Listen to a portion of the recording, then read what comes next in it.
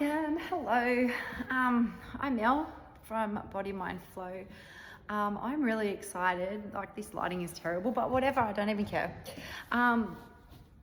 I have been having in the back of my head for a little while about creating a podcast, but I want it to be just this conversation. I want it to be unfiltered. I want it to be real, raw, and just whatever comes up, or conversations that happen in the studio, or just things that are happening in my life.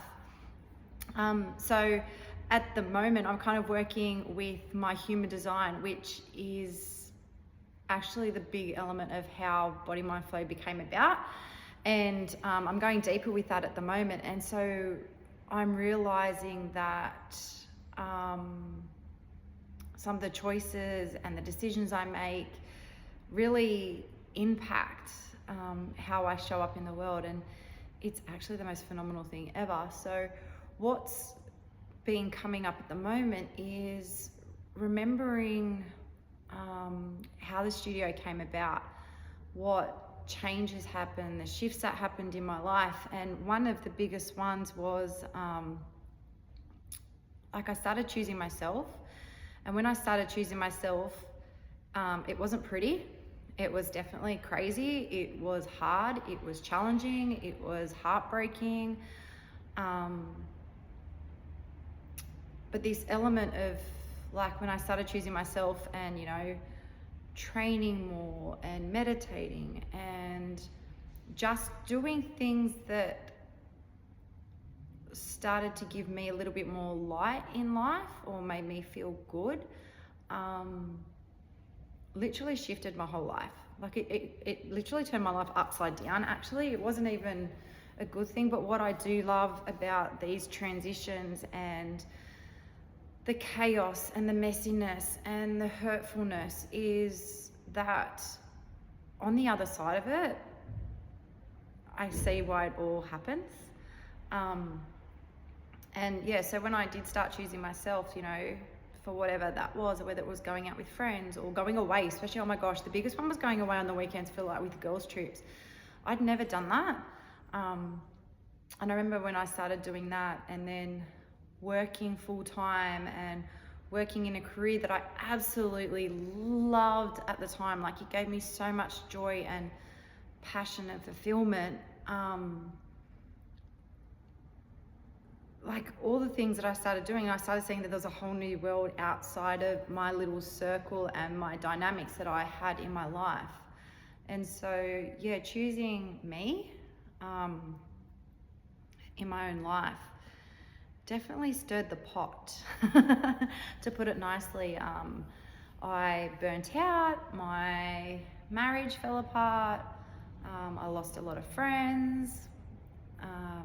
There was challenges, there was growth that took me on a healing journey. I had to take myself on my whole discovery of, like, self-care and realize what my opinion was and really find myself again, which led to me finding a new respect for myself.